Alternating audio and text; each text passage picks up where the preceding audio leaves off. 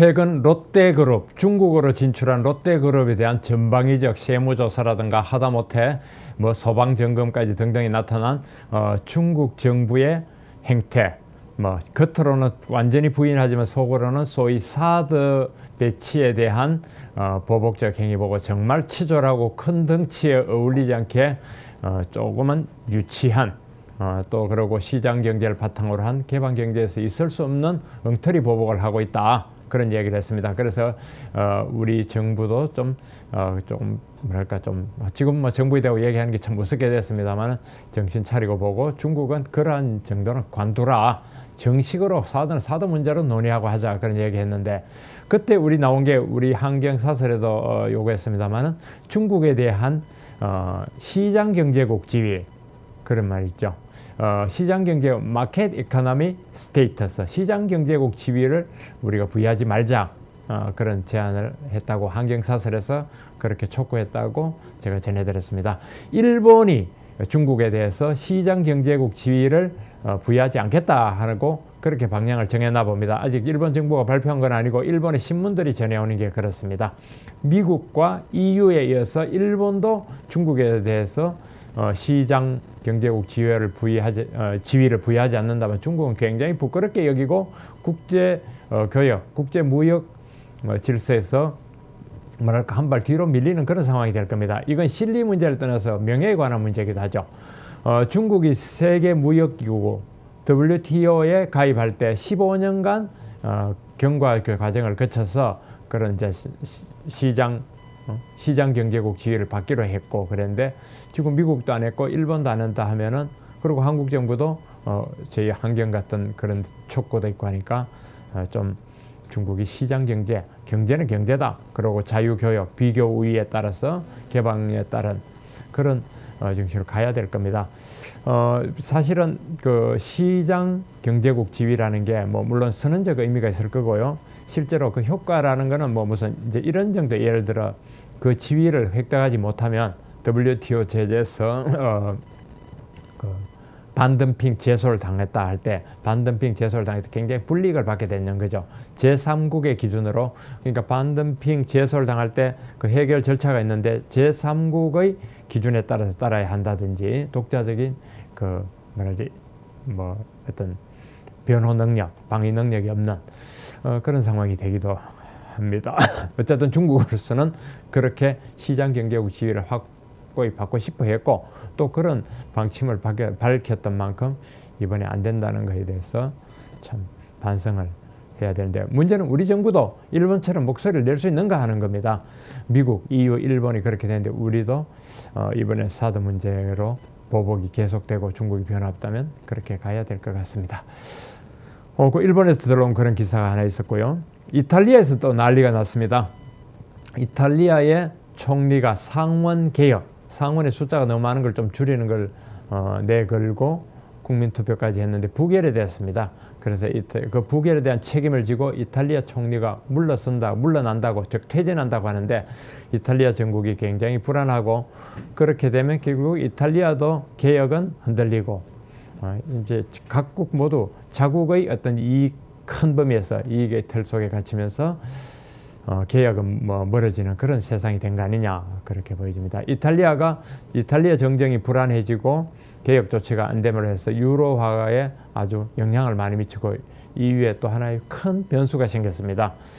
금융시장이 흔들리고 그랬거든요.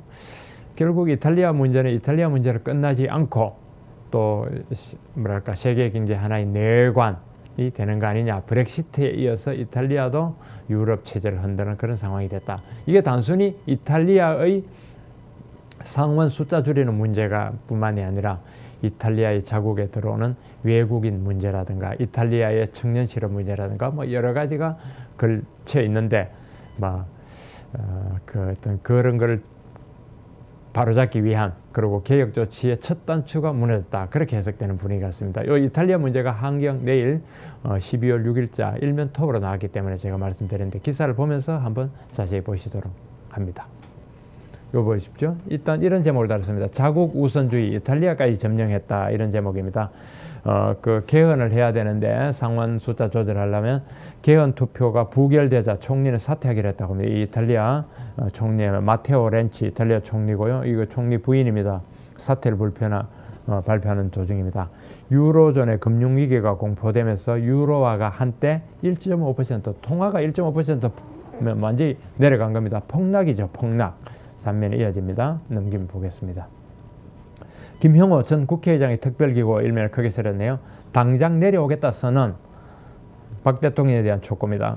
그래서 결자 해지를 하라 그랬습니다. 기업인들 청문회가 결국 열립니다. 12월 6일 신문 날짜로 보면 오늘인데 6일부터 9개 그룹 총수가 출석해서 기업 청문회가 열리는데 핵심 정의인들은 버티고 여기서 핵심 정의인하면 뭐 우병우라든가 김기춘이라든가 이런 사람 버티고 기업 총수만 나가는데 뭐 기업인도 청문회 부를 수 있죠. 문제가 있으면 국회가 제대로 하는 국회고 국민의 대표라면 부를 수 있습니다. 문제는 제발 국회의원들 호통치고 고함 지르고 자기 목소리만 하는 게 아니고 기업인 불렀으면 기업인 얘기 좀 들어보자 이겁니다. 뭐 대답하려면 끊어버리고 뭐 이야기하려면 그만하라 그러고 그러니까 이번에는 불렀으니까 부른 것까지 어렵게 부르고 논란 속에 비판까지 받으면서 기업인을 불렀으니 기업인 얘기 좀 들어보자 그런 얘기입니다. 트럼프의 비즈니스 마인드 활용해라. 트럼프 캠프 대회부 강연회. 이건 한경에서 오늘 한 행사입니다. 12월 5일 오후에 유진철 미주 한인회 회장하고 이충건 여기 종종 나오는 이충건 박사하고 정규재 주표를 사회로 한 행사입니다. 상암동의 롯데 복합몰이 무산 위기에 처했다. 서울시가 상인들 편들어 가지고 롯데 복합몰에 요구 조건을 너무 강하게 하니까 롯데가 그렇게는 사업 못하겠다. 사업 부지를 반납을 검토한다 해서 그렇습니다. 사업이 안 되는 거면 억지로 할 필요는 없는 거죠. 안 하고 반납하고 뭐 물러는 게 맞죠. 이면 내년도 예산안 400조 원이 통과가 되었습니다. 그러나 열흘간 밀실에서 어떤 일이 벌어졌길래 무려 5조 4천억 원이 정액이 됐다. 무슨 일이 벌어졌냐? 12월 2일 지난 금요일까지 예산안 통과를 앞두고 쭉 우리가 리뷰를 해봤습니다. 봤더니 쪽지 예산 없앤다더니 국회 예산심사위 민낯 쭉 자세하게 했습니다. 밀실에는 소액 정액 그걸 한 소위원을 추정해봤더니 뭐 소위 힘 있는 의원들 뭐 이 사표는 이 와중에도 이정현이 얼마 챙기고 누구 추미애 얼마 챙기고 이런 겁니다. 정말 지저분한 얘기인데요. 자세하게 쓰는 겁니다.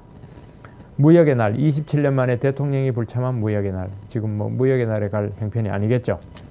3면 이탈리아 개헌 투표 부결했네. 청년 4명 중 1명 25%입니다. 백수인 이탈리아. 그리고 난민 유입은 사상 최대. 결국 무릎 꿇은 개혁 총리. 이래서 이탈리아도 자국 중심주의, 자국 이기주의 내지는 자국주의로 갈 수밖에 없다. 개헌 투표가 부결된 상황입니다. 아무리 개혁을 내세워도 그 자국의 상황을 지금 극복하지 못하는 게 글로벌 하나의 트렌드다. 이렇게 보였습니다. 정치적 혼돈이 불가피하다고 합니다.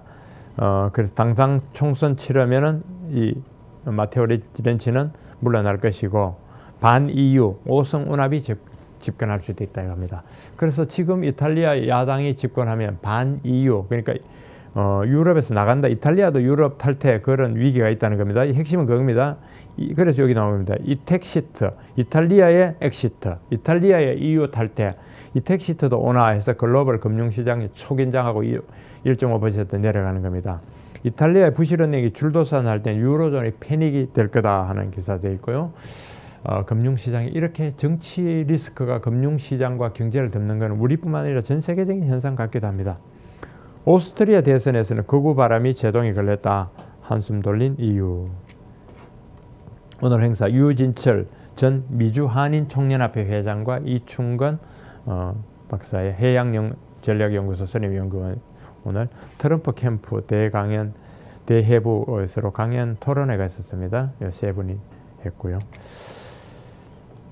책임 정인 없는 최순실 청문회, 최순실, 김기춘, 우병우 다 빠지고 결국 기업인들만 불러들 수시나. 뭐 기업인들 불러내는 까지 좋다 이겁니다. 제발 기업인 얘기 좀 들어보자. 그렇지 않고 뭐 이야기하려면 끊고 이건 곤란하다. 옆에 한광호 씨는 대통령 비서실장입니다. 대통령이 퇴진 날짜 등 곧 중요한 결단을 내릴 것 같다 하는 걸 이야기를 했습니다. 국정조사 특위 기관 보고 때 그런 얘기를 했네요. 특검에는 특검이 있고 특검보가 있는데 특검보로 이 4명이 됐습니다. 박충건, 이용복, 양영식, 이경재 전부 다 법조인들입니다. 사시했던 특검보 4명 임명이 됐다. 일면에 아까 김형호 전 국회의장 이야기 나왔죠. 대통령이 빨리 일정 밝혀라.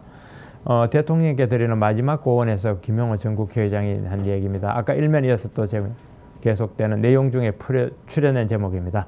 국정마비, 추락하는 경제, 모든 게 대통령 책임이다. 지금 상황이 본인의 잘못, 대통령만 모른다. 그래서 국민들 절망에 빠졌다. 이렇게 제목을 뽑았네요. 국민이 가라고. 근데 어떤 국민이고 무슨 국민이냐가 문제겠죠. 국민이 가라면 감옥보다 더한 곳 가겠다는 말을 모두 듣고 싶다. 완장 찬물에 의해서 사고의 다양성이 실종된다면 끔찍하다. 국정서 손 떼고 정리할 최소한의 시간 달라고 해야 그리고 과도 내각 구성한 뒤에 탄핵 심판 받으라고 해놨네요. 비박, 탄핵 찬성에 35명 넘었다. 그러면 이제 탄핵은 통과된다고 봐야겠군요. 정진석, 표결서 자유투표하자. 국민의당에는 박지원이 물러나고 김동철이 비대위원장이 됐다고 하네요. 반기문, 국민들 정부의 통치력 부족에 분노하고 있다. 한마디 했네요. 경제, 이 WTO 환경상품협정이 지난 3, 4일 지난 주말에 스위스 제네바에서 열렸습니다. 그런데 이 환경상품협정이 불발이 되었습니다. 그래서 힘 빠진 기후변화 체계, 우리나라에는 환경 근본주의자들이 너무 그 영향력을 크게 발휘하면서 환경부라든가 일각에서 성급하고 조급하고 그냥 초조해하는데 너무 초조해하지 말고 이 확정도 안 된, 검증도 안 된 지구온난화라든가 뭐 저탄소에 관련된 온갖 아젠다 이슈, 온난화 이런 것들을 환경 이슈를 좀 차분하게 봤으면 좋겠습니다. 아직 검증된 게 없습니다. 강달러 현상되면서 외환보유액이 순위가 7위에서 8위로 세계에서 우리나라가 밀렸다는 기사가 있고요. 국제면 아까 얘기했죠. 일본도 중국의 시장경제주의 부여를 거부했다. 파나소닉이 자동차 전도등 만드는 유럽 기업을 1천억 엔, 우리로 하면 1조 되겠군요. 인수했다는 얘기고, 중국이 친환경 에너지 투자 역주행하고 있다는 기사도 있습니다. 이 기사 참 재밌습니다. 트럼프가요, 미국을 떠난 미국의 기업이 해외 기지에서 미국으로 역수출할 때는 35% 보복 관세를 하겠다는 겁니다. 그러니까 미국으로 들어와서 유턴하든지 오프쇼어를 하든지 아니면은 미국으로 수출하지 마라. 무슨 얘기죠? 값비싼 실수하지 마라 해서 해외 이전 기업들에 대해서 거듭 경고를 냈는데 이거 정말 실행이 될까요? 해외 수입품 보복 관세인데 어쨌든 미국 기업은 미국에 생산하라는 보호주의의 연장입니다. 트위터 없이 못 사는 트럼프 이런 기사도 있고요. 제가 다음 기회가 된다면은 아까 말한 WTO의 환경상품 협상에 대한 의미, 그걸 자세히 한번 설명해 드리겠습니다. 요지는 이럴 겁니다. 환경을 생각한다 해서 말하자면 뭐 소위 말하는 녹색 기술을 이용해서 환경 관련되는 뭐 태양열부터 에너지 고효율 이런 전기 설비 그런 제품을 무관세로 하자고 했는데 그게 잘 안 된다. 애초부터 전제도 문제가 있고, 무관세로 가면 국제 간의 이해관계, 민간 품목 뭐 이런 것들인데 이해관계 조절도 할 수 없는데 원래 뭐 말까지 2년간 억지로 한다고 협상회의한테 결국 안 됐습니다. 물론 내년 이후에 될 수도 있습니다만은 무리하게 갈 일이 아니다. 그래서 파리의 그 유명한 기후협약 체계, 그 신기후협약 체계도 굉장히 브레이크가 걸리고 제동이 걸릴 수밖에 없었다. 우리 환경부, 환경주의자, 환경원리주의자, 환경근본주의자도 좀 차분하게 이성을 가지고 좀 보자. 너무 미신처럼 만들어 가지는 말자 하는 그런 제안을 드리고 싶습니다.